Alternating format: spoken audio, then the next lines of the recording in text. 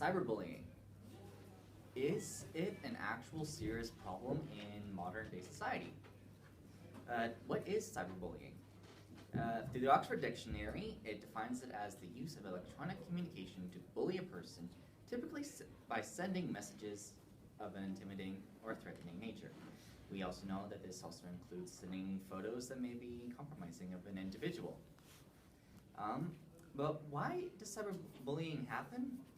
It comes because the bullies are often motivated by anger, revenge, and frustration, and sometimes they just do it for entertainment or because they are bored, have too much time on their hands, and the technology available nowadays allows them a very scary tool that is anonymity. I cannot say that word for the life of me. Where they are able to be basically undetected through their during their activities.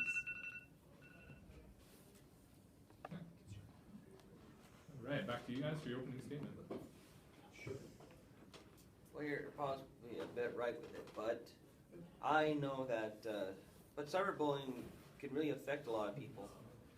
Have you ever heard of that British Columbian girl by the name of Amanda Todd? Because she's a perfect example of what cyberbullying is and how bad it is. Care to?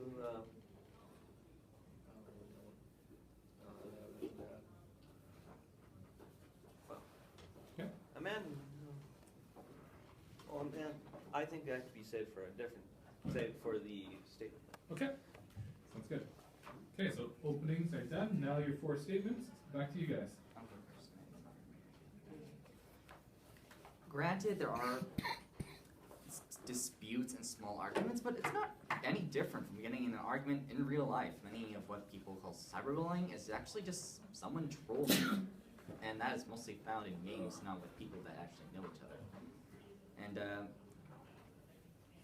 the truth of it is, calling the cruelty that kids show to one another is based on the content of which they send is actually just parents, school administrators, and lazy reporters trying to shrink their own responsibility in raising their children. They don't want to accept that, oh, my kid is bad or racist or anything like that. So let's lump him into a group of cyberbullying, which is basically just an offshoot of the bullying as a whole. It's just a small part to it.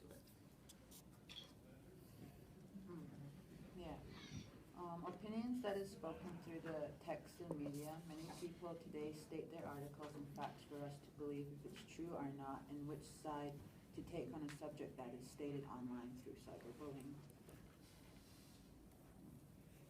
Cyberbullying does not exist because bullying of any kind is still bullying. Whether you have a pen to write or a phone call or a text box, it's still the same thing. Technology is being misused for the convenience of essentially lazy bullies who don't want to actually put forth the effort into physically bullying someone. So it's still bullying. It's not a separate thing. Okay, we have a choice to take an consideration to let it to get to you or not. Many teens back then dealt with the slight of bullying online, ages 14 to 17, but not many reports were severe, and it was a low percentage. Is that it for your 4 points? I think so. Okay. All right, back to you guys for your 4 points. Yeah, so more about the Amanda Todd story. What happened was she was introduced to an anonymous person on Facebook who flattered her so much to the point of convincing to flash her, I don't think I could say them. Well, yeah, we're all grown-ups. Yeah, boobs. Topless body to him. A year later, the same person sent the photo and it went viral, creating a mass of bullying and teasing to the point she had to change schools several times. And she posted a video about like how her life is bad and how she's ready to kill herself. I don't think we got enough time to show it, so I'll just post it on a discussion on the board. So, but any one of you, have you ever raise your hand up if you ever been cyberbullied, like if you knew someone or if it was you or someone that you, yeah, I see a few hands. You should know how this feels. There's even cyber stalking too. It's when someone's like stalk you down. It's the same thing like that. You need help. That's why I recommend a parental, Facebook or any other social media page should have like an increase in, you must be this age or older in order to subscribe, like 18 or older in order to subscribe for a social media. You keep away the fear of, you can't let anyone get hurt. You want to risk someone's life because it's just a little bullying. But sometimes they can't stop. I know what it's like. Alex? Well,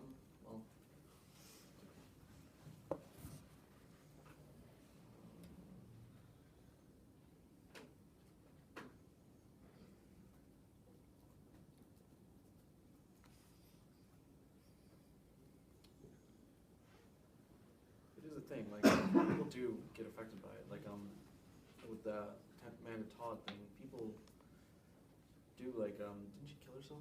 Yeah, she did. Yeah, like, people get driven to the point of killing themselves, like, you can't say that's not a thing.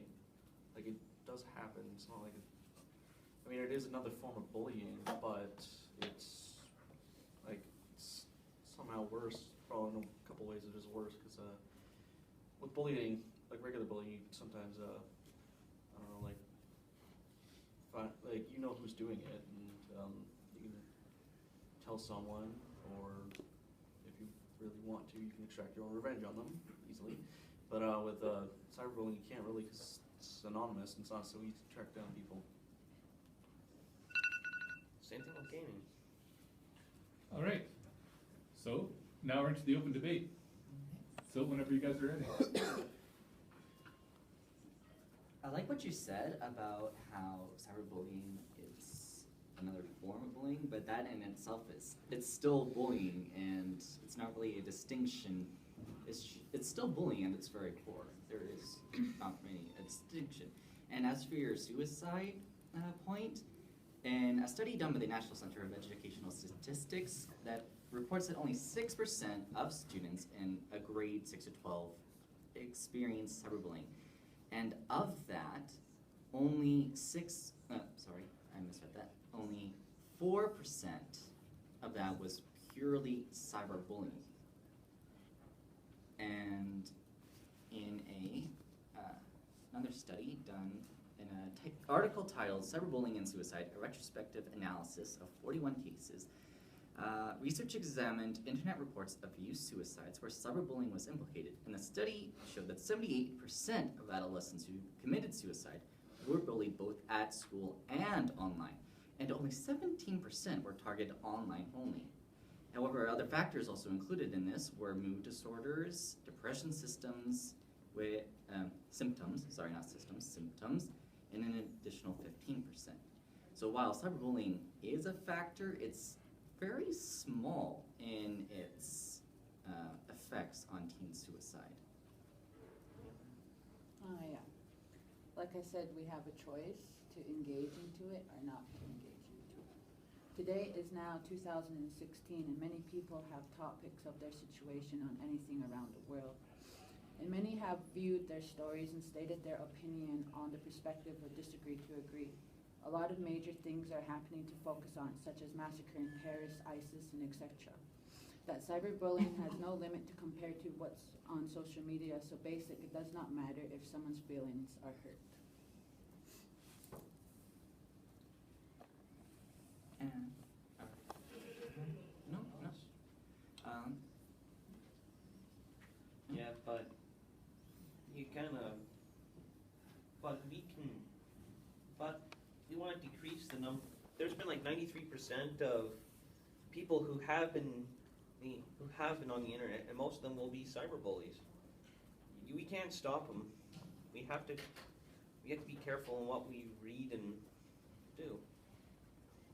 Because another person talked about theirs, because they want to show who they are, and they get discriminated because of who they are. It's not like the person is forced to look at the items posted. The whole idea about online media, in which most of the alleged cyberbullying takes place, is that you can report, block, or leave the page which is on. You're not forced to stare at whatever the post or photo is, but you're not powerless to take action either. By reporting the user for posting harmful or offensive content, you're actually reporting a bully to authority, which is really what you're supposed to do. With physical bullying, people don't really report physical bullying all that much because they're afraid of retaliation. But with the online, you can't really get any retaliation from the person of which gave the offensive content. Like here's what I think they should do. You put your hand right here, and then you're just gonna push, get up, and walk away. That's what you do. You're gonna. I was saying, effects and feelings I can understand if a person's saying it to them in person. But the online is different. You can't tell what emotion the person is in. And that you have a choice to let it or not offend you. Simply, you can just ignore it and do not care what a person says. Realities don't be sensitive of what was said online. When reality, you're just crying over a screen on someone's text that was stated by a person who's not present around you. Great open debate, you guys, okay? Going to the conclusion now. So is cyberbullying a serious problem? No, it's not. It's an over-exaggerated, highly publicized event that happens way less than what the media portrays it as through the use of applying some very loose definitions to study statistics. An event that the supposed victim actually have a great deal of control over than they would with real-life bullying. And it doesn't happen continuously like standard bullying does. More or less, it's a single one-time event between long periods of time. The so-called fact that cyberbullying is leading to an increase in suicides, false. In fact, 78% of suicides adolescents who committed suicides were both bullied at school or online, which only a few were actually targeted online only, and in each of those cases, a type of mood disorder was identified. Bullies are becoming lazy, and the use of technology to remain lazy while trying to hold on to that false sense of power to get from putting others down. All right, and back to you guys for your closing statements. I believe it's not a major problem, like they do overhype it, but it is still a problem. Like it does affect people, like how